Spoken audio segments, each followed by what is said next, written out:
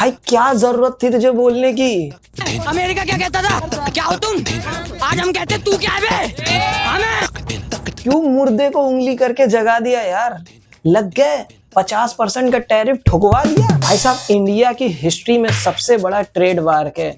हमें तो समझ में नहीं आ रहा ये ट्रम्प चच्चा क्या सटिया गए हैं। आखिर ये ट्रम्प चच्चा हमारे कंट्री के एल लगाने पे क्यों लगा हुआ है यार? इनके इस फैसले से हमारे कंट्री पर क्या असर पड़ने वाला है? कौन कौन से सेक्टर की ऐसी की तैसी होने वाली है? देश का क्या हाल होने वाला है? और किस किस की जॉब जाने वाली है? मोदी सरकार ने इस पर क्या कहा? भारत की इकोनॉमी में क्या असर पड़ने वाला है और उससे हम आम जनता पे क्या असर पड़ने वाला है? तो वीडियो को पूरा देखिएगा भाई साहब। 23 अगस्त 2025 सुबह 9:31 सुबह का टाइम चुना है क्या इन लोगों ने? फिलहाल जो भी हो, लेकिन देश के अंदर इन्होंने लगा दिया है 50% का टैरिफ। क्या वाकई में हम लोग की जिंदगी में इसका कुछ असर पड़ने वाला है या एक तरह की फर्जी की बकैती है टाइम पास के लिए? चलिए देखते हैं। मिस्टर डोनाल्ड ट्रम्प इन्होंने 50% का टैरिफ नहीं लगाया है, एक्चुअल में सजा दी है इंडिया को, पेनाल्टी। मगर क्यों? लेकिन क्यों? क्योंकि 4 बोतल वोडका काम मेरा। अरे यार क्या बोल रहा है तू यार? इंडिया तो वोडका नहीं, इंडिया तो तेल खरीदता है। भाई यही तो प्रॉब्लम है कि इंडिया तेल खरीदता है और अमेरिका कह रहा है कि इंडिया रूस से तेल खरीद के उसकी इकोनॉमी को बहुत ज्यादा मजबूत बना दे रहा है। एक तो मिस्टर डोनाल्ड ट्रम्प कहते हैं कि इंडिया की अर्थव्यवस्था तो मरी हुई अर्थव्यवस्था है। इस मरी हुई अर्थव्यवस्था किसी देश की इकोनॉमी को कैसे हैंडल कर सकता है यार? करे एज हो गया ना तो थोड़ा सा सटिया।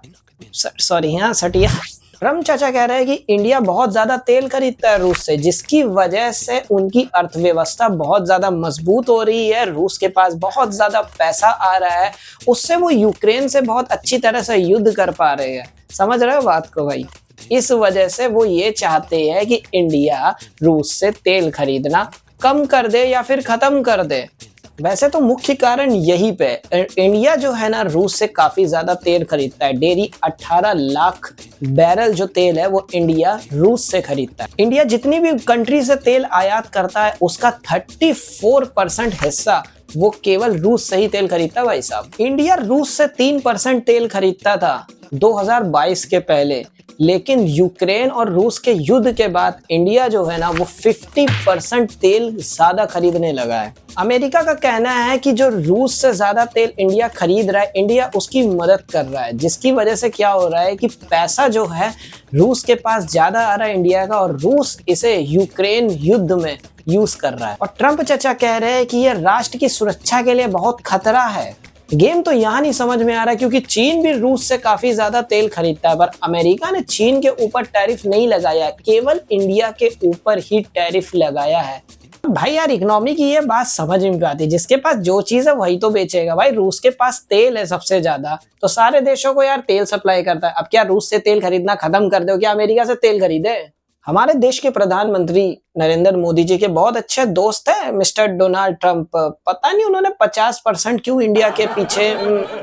समझ गया ना भाई? फिलहाल इस टैरिफ से इंडिया के कौन कौन से क्षेत्र ऐसे हैं बिजनेस के जिससे बहुत ज्यादा प्रभावित होने वाले, वो भी देख लेते हैं। इससे हमारे देश में टेक्सटाइल हो गए, गारमेंट हो गए, ज्वेलरी हो गए, उसके बाद सी फूड हो गए और उसके साथ फर्नीचर हो गए, इन सब पे भारी टैक्स लग चुका है। अब इन चीजों पे टैरिफ लगने से हमारे देश में क्या नुकसान होने वाला है ये देखिए। जो 100 रुपए की चीज है, जो यूएसए में 100 रुपए का बिकता था, अब वो चीज 150 रुपए में बिकने वाला है एग्जाम्पल के तौर पे।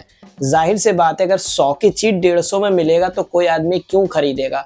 और वहां के जितने भी नागरिक है 150 रुपए की वो चीज अफोर्ड नहीं करेंगे, वो ऐसी चीज देखेंगे जो सस्ती हो, तो इंडिया की सेल डायरेक्टली वहां पे कम हो जाएगी, जिसका डायरेक्ट असर इंडिया के निर्यात में पड़ने वाला है। भाई हमारे लोग, तुम लोग इतनी चिंता मत करो, कुछ सेक्टर ऐसे है जिसमें राहत है। इन लोगों ने अभी उस पे वैसा वाला 50% टैक्स लागू नहीं किया है। इसमें कौन कौन से क्षेत्र है जरा ये भी दिख लेते हैं। इसमें भाई कॉपर हो गया, एल्युमिनियम हो गया, स्टील हो गया और उसके साथ फार्मा हो गया, इलेक्ट्रॉनिक्स भी तो है। आईफोन नहीं खरीदते हो क्या तुम लोग? सबसे अच्छी बात है यार, आईफोन पे टैरिफ नहीं लगने वाला है, तो ये खुशी की बात है, तुम लोग इसी में खुश हो लो।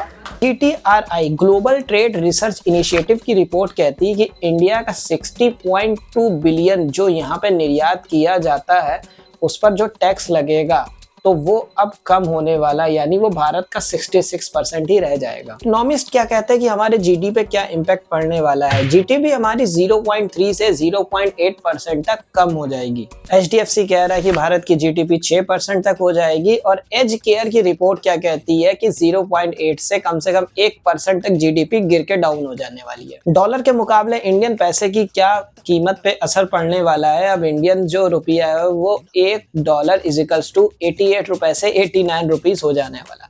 वैसे भी हमारा तो रुपया गिरता ही रहता है, बढ़ता कब है। लेकिन इस टैरिफ का असर सबसे ज्यादा उन क्षेत्रों पे पड़ने वाला है जिस क्षेत्र में, जिस सेक्टर में सबसे ज्यादा टैरिफ लगा हुआ है। अब जैसे एमएसएमई के जो ये बिजनेस चल रहा है, इसमें भी नोटिस जारी कर दिया गया है कि भैया बहुत सारी जॉब्स जाने वाली है। जो भी टेक्सटाइल वाले एरिया हो गए, इसमें बहुत सारे लोग बेरोजगार हो सकते हैं। भैया जॉब देखना शुरू कर दो भाई। वैसे भी हमारे देश में बेरोजगारी बहुत ज्यादा है, नौकरी मिलती भी वैसे का है। एसएससी वाले तो वैसे ही तोड़े जा रहे हैं। ज्यादा बोल दिया क्या। वैसे इंडिया यूएस के साथ $86 बिलियन का एक्सपोर्ट बिजनेस करती है। इस टैरिफ के बाद उसका जो एक्सपोर्ट है वो घटकर $49 बिलियन हो जाएगा। अगर देखा जाए तो इंडिया का एक्सपोर्ट कम हो जाएगा, जो कि 43% रहेगा इंडिया का। अब इतना बड़ा टैरिफ लगने के बाद मोदी सरकार क्या कहती है, जरा ये भी सुन ले। मोदी सरकार कहती है जितना टैरिफ लगाना है लगा लो, हम झेलने की दम रखते हैं, हम झुकेंगे नहीं बिल्कुल भी, हम रूस से तेल खरीदते रहेंगे, जो खाना है वो। मोदी सरकार की क्या रणनीति रहने वाली है, जरा ये भी सुनिए। वो मेक इन इंडिया को बढ़ावा देने वाले हैं। जितने भी दुकानदार हैं उनसे ये अपील करी जा रही है कि भाई साहब विदेशी सामान मत बेचो, अब अपने देश में मैन्युफैक्चरिंग करने का टाइम आ गया है, मैन्युफैक्चरिंग करो। चीन की तरफ वापस जा रहा है, देख लो, अपने पे आई तो चीन पे वापस चले गए। वैसे तो चीन से लड़ाई करते हैं, क्या करे, जब मुसीबत आती है तो गधे को भी बाप बनाना पड़ता है। बिजनेस ऐसी चीज ही है, इसीलिए अब ये लोग टिकटॉक भी लाने वाले हैं और ड्रीम 11 को बैन कर दिया है। समझ में नहीं आ रहा क्या हो। इंडिया ने भी कह दिया कि भैया राष्ट्र हित से हम समझौता नहीं करेंगे, रूस से तेल हम लोग खरीदते रहेंगे, क्योंकि ये बिजनेस की बात है।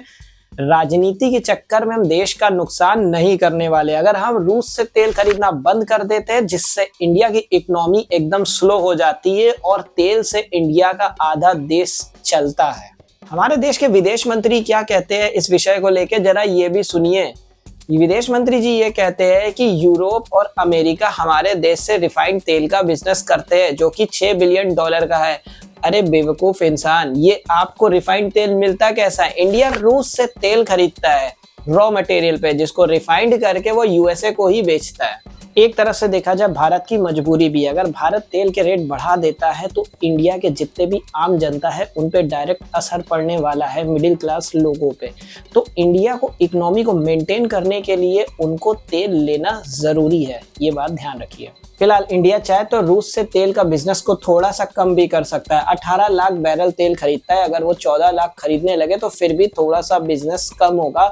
बाकी बचे हुए तेल का जो आयात है वो किसी और देश से भी कर सकते हैं। अगर ये करे तो अमेरिका के साथ थोड़ा निगोशिएट किया जा सकता है। फिलहाल हमारे देश के नरेंद्र मोदी जी ऐसा करने के कुछ भी पक्ष में नहीं दिख रहे हैं। अब इंडिया इकोनॉमी को मेंटेन रखने के लिए, इकोनॉमी को बढ़ाने के लिए क्या क्या कदम उठाने वाली है ये भी जरा समझ लीजिए। इंडिया चाइना के साथ बिजनेस करना अब शुरू कर रहा है। वैसे तो चलता ही है, फर्जी में टीवी में ये सब नाटक वाटक दिखाते हैं। बिना चाइना के तो कोई बिजनेस हो ही नहीं सकता, क्योंकि हर घर में कुछ ना कुछ, कोई ना कोई प्रोडक्ट आपको चाइना का मिल ही जाएगा। बट अब इंडिया की इसमें मजबूरी कहे या उसकी जरूरत कहे, इंडिया को चाइना के साथ अब बिजनेस करना पड़ेगा। मैन्युफैक्चरिंग हब कहा जाता है चाइना। उसी के साथ इंडिया को अपने मैन्युफैक्चर पे भी ध्यान देना है, सर्विस सेक्टर पे ज़्यादा काम करना पड़ेगा, और जितने भी इंडिया के इलेक्ट्रॉनिक्स है जिस पे टैरिफ नहीं लगे उसका एक्सपोर्ट काफ़ी ज़्यादा बढ़ाना पड़ेगा। क्योंकि ये कोई ट्रेड डिस्प्यूट नहीं है, ये इंडिया की आर्थिक स्वतंत्रता की बात है। और इंडिया का रूस के साथ $68 बिलियन का बिजनेस है, जो कि काफ़ी अच्छा बिजनेस है, और इंडिया उस चीज़ को बनाए रखना चाहता है, बढ़ाए रखना चाहता है। आपकी इसमें क्या राय है ये आप जरूर बताइएगा। क्या क्या इफेक्ट और पड़ने वाले हैं ये तो आगे पता चल जाएगा। यार चैनल को सब्सक्राइब कर लेना यार अपने भाई का, इस तरह के वीडियो देखने के लिए।